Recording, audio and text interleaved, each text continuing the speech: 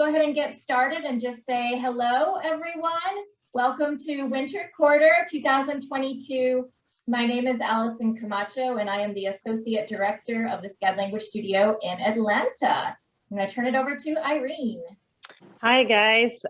In the American classroom, or what it is like to be in the SCAD classroom.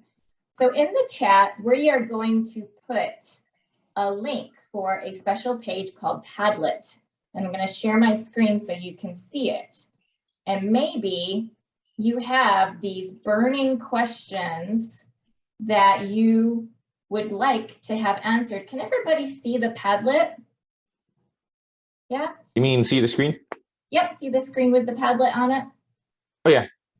Perfect, good. So you should be able to get in there and write your own questions. And our faculty and staff are here to help answer some of those questions and direct you to resources. Not worry about any mistakes that you'll make. Good, participate actively was number one. What was number two? Read the syllabus carefully. Hey, Evan, we appreciate that. Read that syllabus. And as the cartoon shows, just make sure you kind of, before you go and approach your professor with that question, maybe just skim through that syllabus first to make sure that that question could not be answered from the syllabus first. It's just a good practice. So let's move on to strategy 3. And this is probably one that I might say is one of the most important ones. Read the assignment description closely. So just like the syllabus one, reading the assignment description for your class is also equally important, if not more. In my department, we often get something called a student concern alert. And this is something that we get when students are struggling, not doing very well in a course. And many times it's not because the student didn't understand the course content.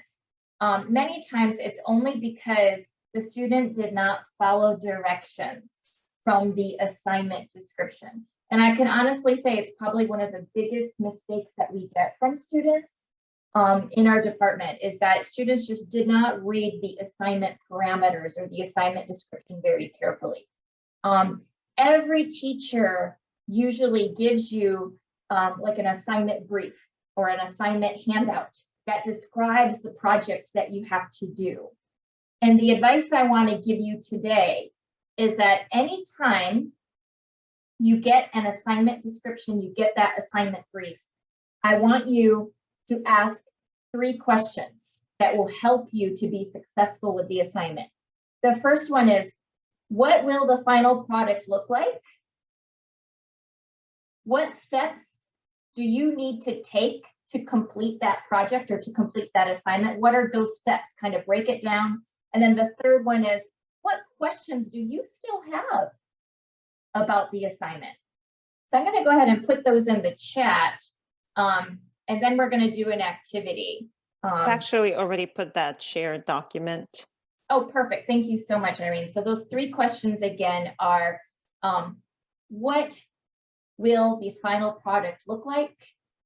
What steps do you need to take to complete it?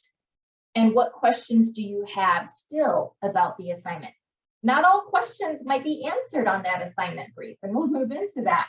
But ask yourself those 3 questions. So we're going to have another activity. So again, you'll be in breakout rooms, and a faculty member or staff member in your room will provide you with a sample assignment from a SCAD class. I know it might not be an assignment from